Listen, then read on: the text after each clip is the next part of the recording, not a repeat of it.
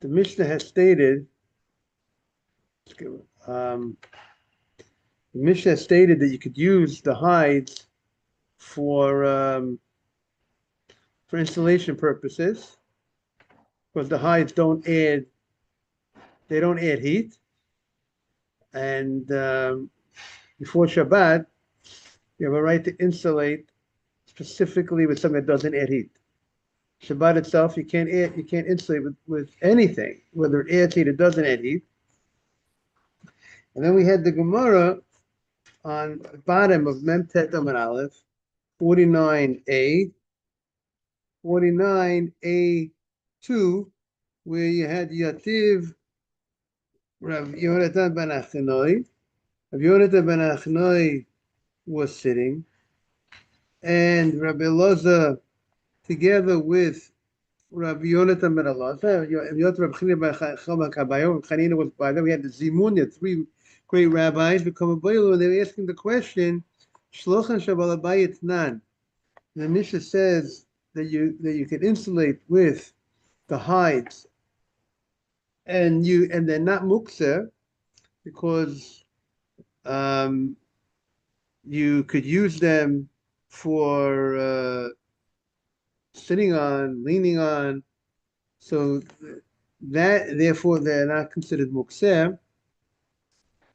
So do we say, is that specific? Is Mishnah talking specifically about shlochah shabal bayit, warning at him that they're an ordinary individual's hides that he has? But if it belongs to a craftsman, meaning a guy, an individual who's not a salesman, so those hides on 49A2. Right, in the art scrolls 49A2 towards the bottom, so do we say that the hides that I mentioned in the Mishnah you can move is the hides of a balabayit, an individual? It's not standing to be sold, and you don't care if they get dirty, because you have use for them as is. Even though you might go ahead and you might make a garment from them, but as is you have use from them. It has use. You might use it to sit down on, to lay down on a mat. But skins, hides of a craftsman that are planning on selling, maybe the owners are very particular about it, and therefore they're not standing for any other use but to be sold, and therefore you don't have any use for it on Shabbat, and therefore it's mukseh. You're like separated from this item on Shabbat. And you spoke yesterday because separated because of concern of loss. Said mukseh machmat chasar kiss. You spoke about a slaughterer's knife that that you separate from it because you're afraid, because it's delicate, and therefore it would be a high level mukseh, this hide of a craftsman, or Dilma, or perhaps Shel that the Mishnah is even referring to the hides of a craftsman, and even the hides of a craftsman, the craftsman is not so particular about it, and the craftsman will even also use them as a rug. Good morning, Boker Tov. Good to see you. I missed you last night. But Uri, I was by Uri last night. Yeah, I was in your town last night. In Englewood. But by your shul, yeah. Uri Shoshani had something in memory of his father. Maybe he forgot. Well, what was it? 8 o'clock was Mincha Arvit. We'll be then. Maybe I could go later. I was going up, but this makes sense. Maybe he sent it. He meant to send it, and you didn't see it. Okay, yes. Okay, he would have. Sometimes you don't have to send an invitation. You just got to come. No, I need to. Yeah. Come on, you're not a Navi. Okay. They say when the Beit HaMikdash was destroyed, that area already, we lost Nevuah. We don't have the Nevuah. So discussing the orot, the skins, the hides that the Mishnah said that hides, the skins are not muktzeh. Skin? Skin, like the skin of an animal. Oh, And the reason is because you could use it as a rug. Even though you might take this, usually you take the skins of you take it and you could use it as you're gonna make clothing out of it, right? But you make leather something, leather shoes, or leather this, or leather that. But the fact is, even before you make it into a garment, it has use also. So because people could use it as a rug, people could use this. So does that make it? So the fact that it could be used as a rug, and people do use it as a rug, so it might not be. It's not considered muktzeh. Shabbat, you might want to use it as a rug, and therefore that's that's the opinion of. Now the question of the Gemara is that only true for a individual, an ordinary person? That the ordinary person he's going to would use the hide, might use it as a rug. But what about if you're a businessman and you have these hide inventory and you're going to sell it? Now, since it's standing to be sold, would we say that you're separated from using it on Shabbat? Because I'm afraid I don't want to use it for personal use. I don't want to use it as a rug. Exactly. Very good. Exactly. That's one possibility. It's not different like somebody like they don't know about Israel, but Israel 30 years ago, right? In the local neighborhoods, like you had a Makore there, right? So the guy would have in his house the Makore, and usually he will have like stack up like drinks that he get from Coca-Cola, whatever, so he can stuff his Makore, right? So during Shabbat, individuals could go and bring it without paying, let's say the payment arrangement outside of Shabbat. To use it. But him himself, he cannot go start moving things around. Because that's his inventory. That's his. Very good. Very good. Very good. But here the question is that here the difference between the individual is the question is the Balabait himself. Morning. Even here the Gemara is saying even if it is his inventory. But the question is, is he makbid not to use it for other things? Is he so afraid that you might get dirty and he wants to sell it? Or is the guy not so concerned about if to use it as a rug? If he needs to use it as a rug, let's say, would he use it as a rug while it's still inventory? Well, right? Like helpful sale. Right. But how much is he separated? Is it considered mukseh that I'm separated from using it, or the fact that if I would need it, if the uman would need it, would that? So that's the question of the Gemara. The Gemara's question is, what is the case of the Mishnah that says that it's not mukseh, that the hide is not mukseh, that the skin is not mukseh? Probably if it's not processed fully, because the skin used to be processed. Right. I'm saying there's the stages of it. But I would imagine, like just like today, if you have a fully processed skin beautifully, it's ready to be sold somebody's arm or somebody else's the court, whatever. I would say that probably you would put anybody touch it because it's gonna lose value. Right, but the question. You know the processing going early stages, but I said, I don't care yet, Right, but the question is, so that's what the Gemara is going to say. Is going to try to see how particular were they about this type of material or not, while when it's standing to be sold. Let's see what the commentaries for Shim say over here.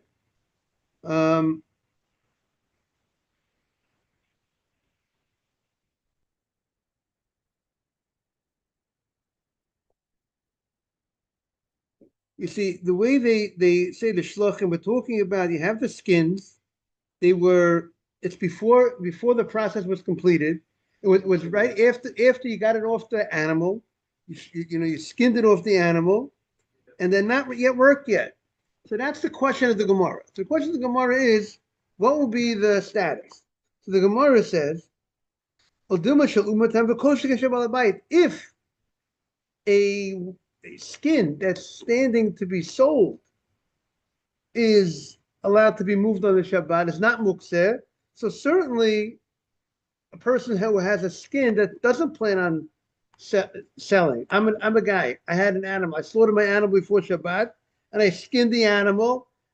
And I plan on working the. I'm going to work. I plan on working the skin, but until I work the skin, I'm happy to use it as multiple uses. I'm not particular about it. So the Gemara, Amar Rabbi Yonatan ben Elazar, Mistavra Shabalabayatan. He wants to first say what you said, what Oren said. He says logically, the Mishnah is talking about a individual hide, Simon. I slaughtered my animal. I'm not a seller of animal skin. That's not my job, Simon. And I don't deal in wheel in that. And then if I skin the animal, I'm not makbid on it. I'm not particular about, I don't mind using it as a rug in the interim. But if it's a craftsman's rug, a skin, that I plan on selling it, Rashi says, I'm very particular about it. Therefore, I'm not going to use it as a rug. And therefore it's mukseh. I'm separated from it. That's his approach. But Rav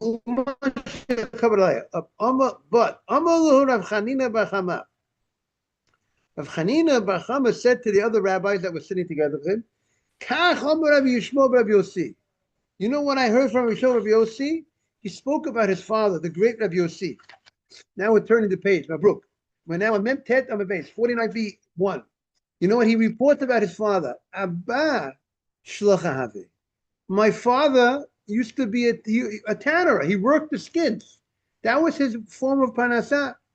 And a lot of the rabbis had different jobs too. Rabbi Yochanan was a shoemaker. This one, everyone had Rabbi Yochanan a sandler. He's called Abba Shlachahave v'Amma. And you know what my dad said? He used to say during the week. He used to say, "Haviu shlachin v'neshav aleim." Let's bring the skins. We'll sit on them. So Rashi says he said in the weekdays. During the weekdays, now the question is, why is Rashi saying weekdays? See, Tosfos says, quotes Rabbeinu Chananel, he said on Shabbat to bring it, right? And so Tosfos says we're talking about even on Shabbat. He would say, bring me the skins and let's sit on it. Why? Because he wasn't makbid, he wasn't particular about, even though he was going to sell them, but maybe he didn't feel it's a type of activity that's going to really ruin the skins. So therefore he didn't mind using it. It's like we need a cushion, we need a rug.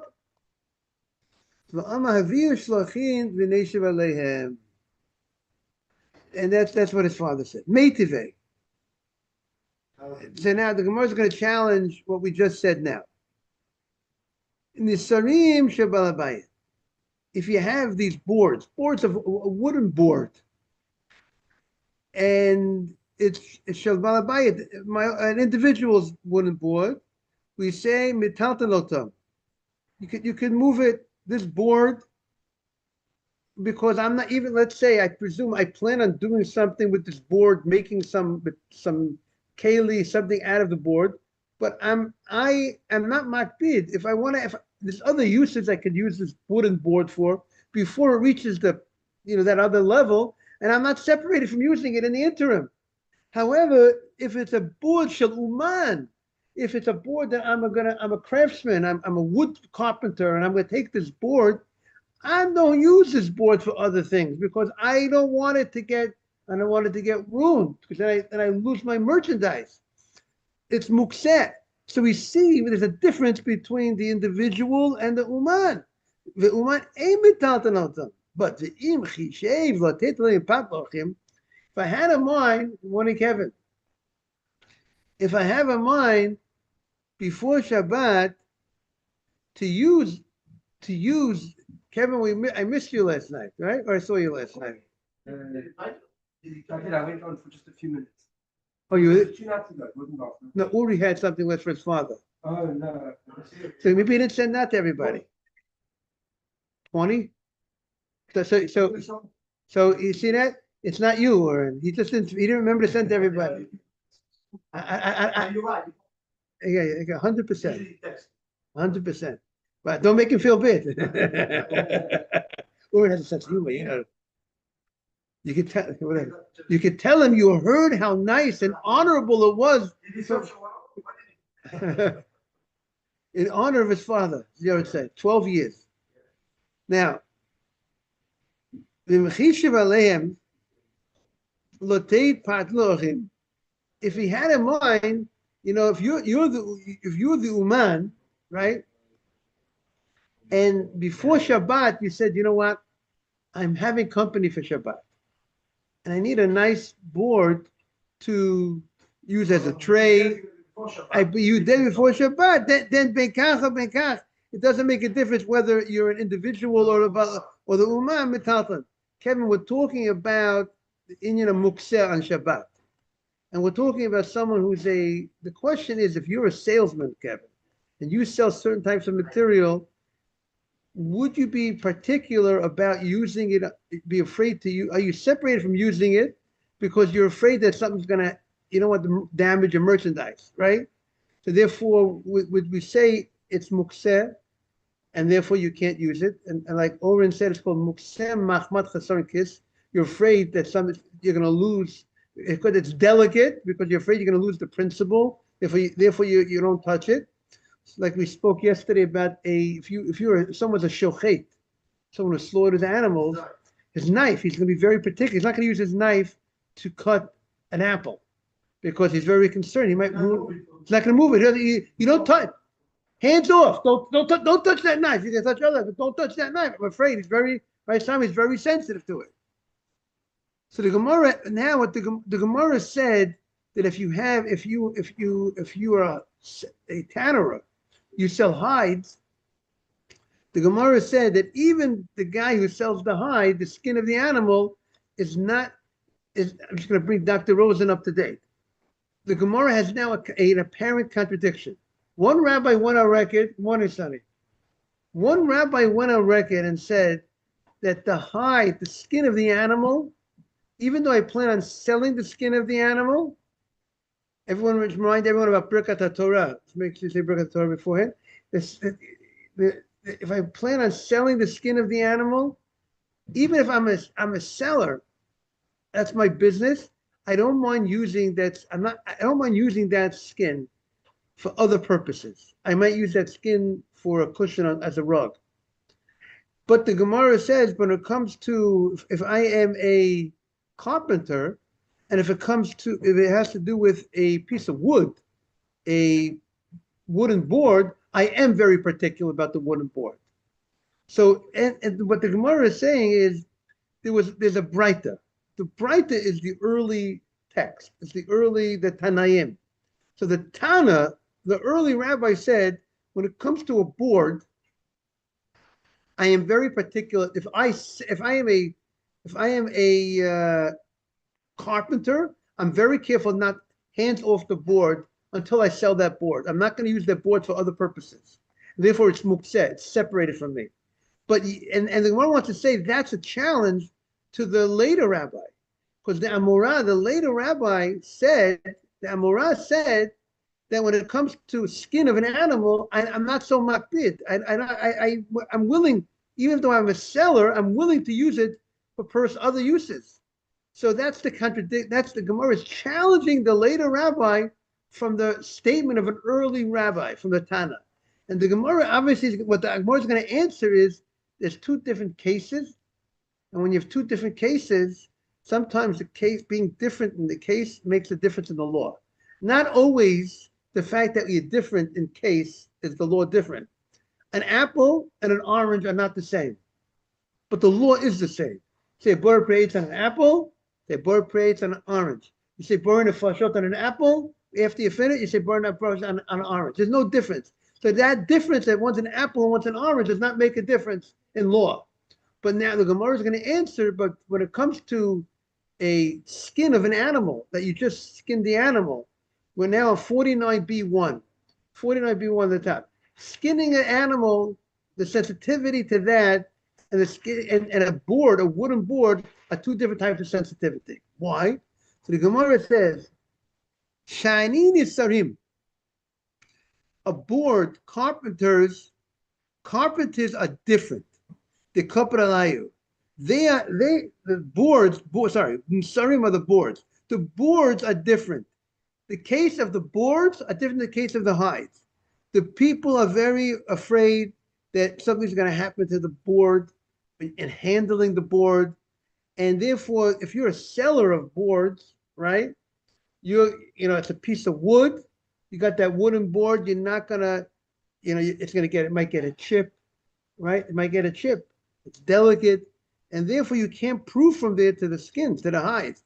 Hides are a different type of material, and the owners of the hides, even though you plan on selling it, you're a craftsman, you wheel and deal in hides, you might not be so particular about hides. And therefore, you might say you're not separated from using it for a rug, even if you plan on selling that rug. Tashma.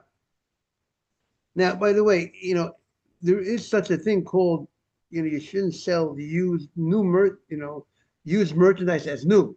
But that's not considered, let's say, in the industry, using it as a rug, that you really use it, that's really considered.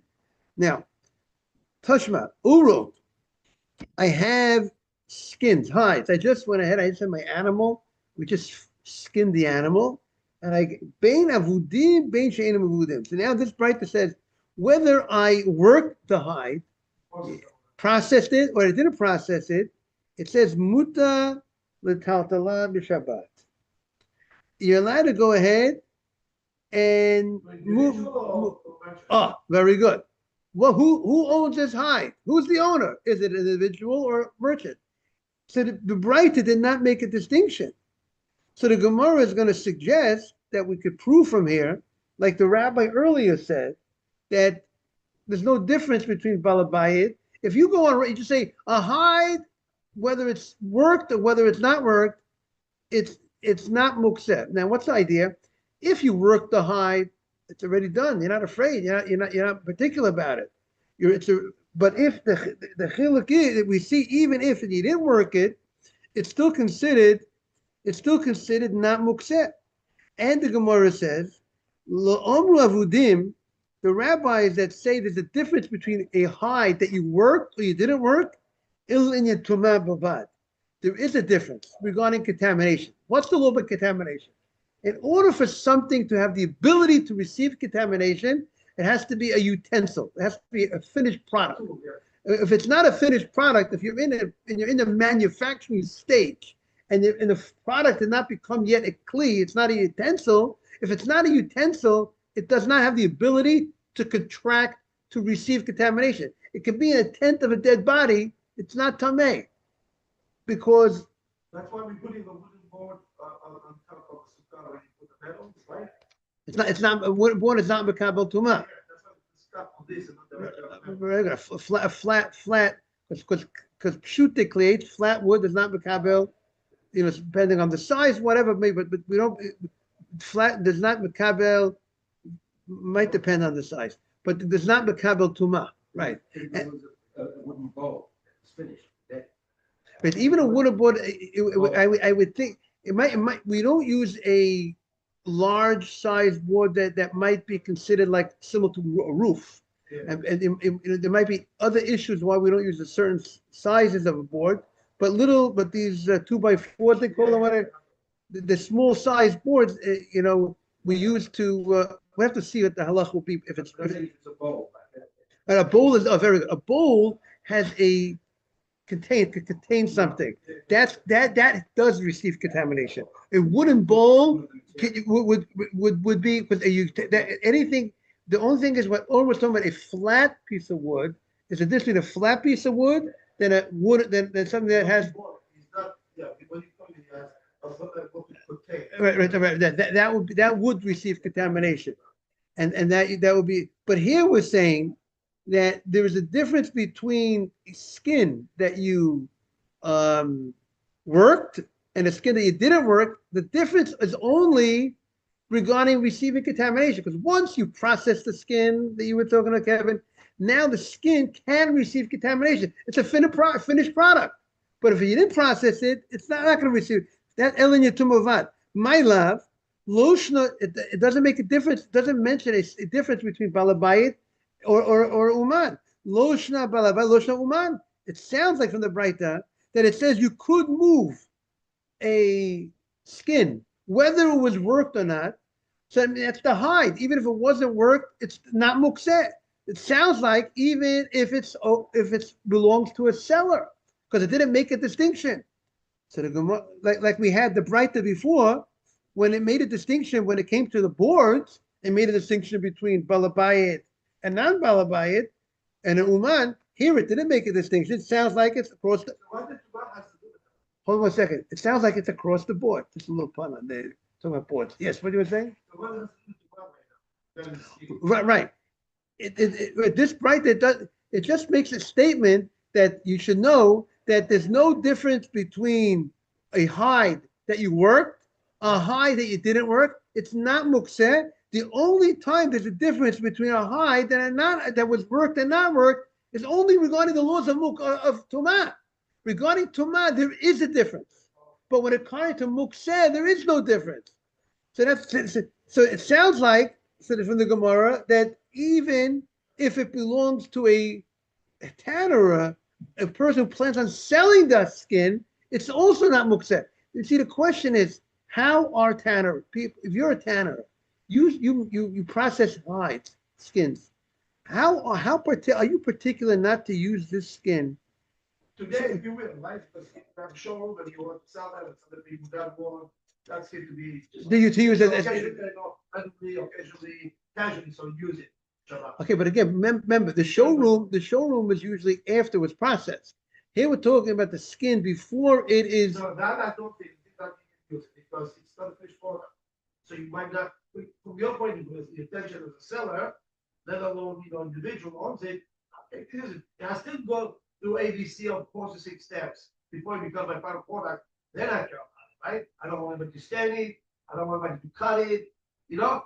Nobody will buy it from me unless they're going to ask me for the stuff. Right, right. But the Gemara is suggesting at this point that the uman is not particular about it. That's what the Gemara at this point. Okay, we have to see. But here we're talking about before it was processed, before it was finished. He's not particular about it. So the Gemara says low. You can't prove from here because you could say that the Braita is specifically talking about Shabbat Bayit. Maybe the only one who's not particular about the skin is the individual, but the seller would be maybe of a shalom. But according to you, if it belonged to the uman, what are you going to tell me? If it's a craft, if you sell the skins, you're going to tell me she'ein metaltalin, you can't move it. If that's the case, so why are you telling me the only difference between skin that was worked and not worked is regarding tumah? I have another difference between balabayit and uman. Why do you have to tell me that you have to come at this? The only difference is in another category regarding tumah. You can make a difference within mukseh between a balabayit. Why go out to a different subject? Make a distinction within mukseh between a individual and a seller. Lifting with this b'didah. That it's not mukseh, the hide, shabalabayit. Of a shalom no. But a craftsman, it would be mukseh. So the Gemara says, you know why? Kula b'balabayit ivy. Because maybe the Braita is only talking about skins that belong to a balabayit. So with skins that belong to a balabayit, I want to tell you like this. What's the law with skins that belong to balabayit? An individual, not a seller. There's no difference regarding mukseh, whether you work the skin, you didn't work the skin. If you are an individual, you're a homeowner, and you're not a seller in the skins, there's no difference. But for you, there will be a difference. When will you have a difference? Regarding tumah. Regarding tumah, that even though you, the individual homeowner who doesn't sell skins, there's no difference between for you, whether they work the skins, they didn't work the skin. You're not separated from using the skins, but you might use it as a rug in the interim. But regarding Tumah, there is a difference because Tumah it's all about was it a utensil? If it's a utensil, then it receives contamination after you worked it, after you process it. But before you process it, it's not going to receive contamination. And the Gemara says, Ketanoi. This is good. Oren, thank you for joining. Look, thank you. I gotta thank you. And the Gemara says, Ketanoi. The Gemara says this is a machloket tanoim, meaning to say this whole discussion that our Gemara had today, whether if you are an uman, if you are a craftsman, how particular are you about the skins that you plan on selling? Do you separate yourself from using them for other purposes or not? And if you separate from using them for other purposes, it would be mukseh, is an argument of early rabbis. They found a braita on record that says that they argue about this. Oral shabalabayit, the skins that belong to a balabayit, an individual, non-seller. I don't sell skins. That's not my line. That's not my trade. Betaltalota. I could move them, even though they weren't processed. But you know why I can move them? Because I might use them in the interim for a rug. I'm here. I like the Persians. I like rugs, right? I might use it as a rug, right, Simon? Right? The Persians enjoy rugs. They enjoy rugs. They okay. Things have changed. Things have changed. But the Gemara says, Mishal Uman, the Tanakama says, but if it's a rug, if it's not a rug, it's a hide, the skin of the animal that I plan on selling. I'm not, I can't move it. The owner can't move it. However, Biosi says, Echad zeh v'echad zeh. Doesn't make a difference. Whether you sell rugs, you plan on selling the rug, the skin, you don't plan on selling the skin, it doesn't make a difference. But you're not so particular about the skin. You would move it, you would use it for other purposes, even though you plan on selling it, and therefore it's not mukseh. Now, the Gemara says these rabbis had another discussion. They discussed another question. Here's a very fascinating question regarding the law, regarding Shabbat. We have a famous Mishnah later on, the 7th parak. Avot malachot arba'im chosa achad. There are 40 minus 1. That's called 39. There are 39 categories of work that are forbidden on Shabbat, right? There are 39 categories. There are subcategories. This is called toldot, derivatives, children, subcategories. And then there is the dad, right? And the question is, these 39 malachot, specifically these 39, many of them, there's some of them that are very similar to each other.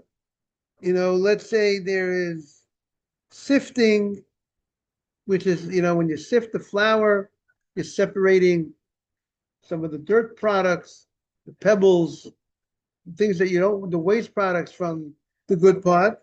Then there's something called winnowing. You throw it up in the air, it separates also the product that you want to use from the shell.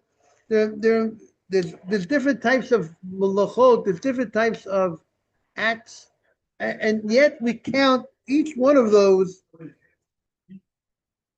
Sifti is like separate the bad from, you could take good, you could take good from bad, take something but you can't separate the bad from the good.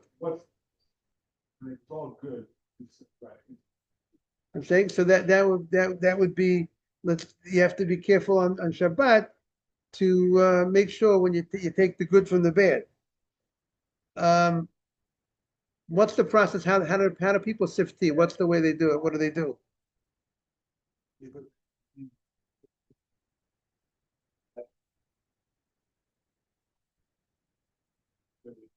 good parts of the day. Right. So I don't think we would use a sifter on Shabbat. That's the type of utensil we won't use a sifter on Shabbat. Because that, like they would sift grain, sift flour. That's something we can't do on Shabbat. So you can't sift flour, and you can't. I would think you can't. A sifter is used in a. I would think it's used in a. It's a utensil that's used to do a type of work that we can't do on Shabbat. So I would think you wouldn't be able to. I would think on Shabbat you want to sift your tea during the week.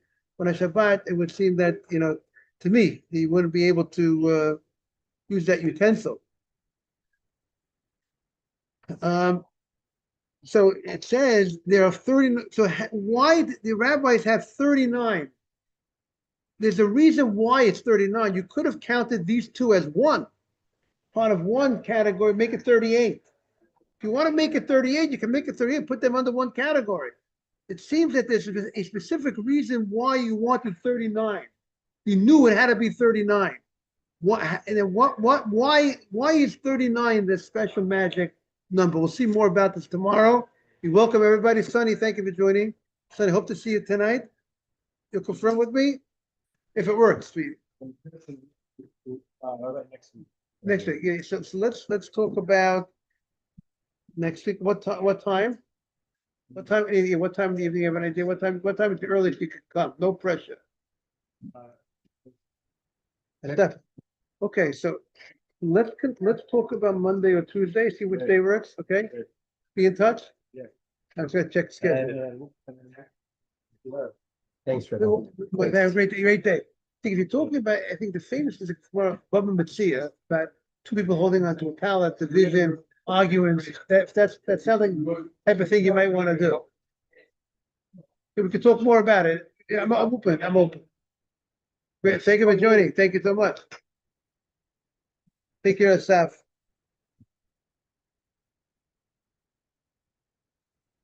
Adam, thank you so much.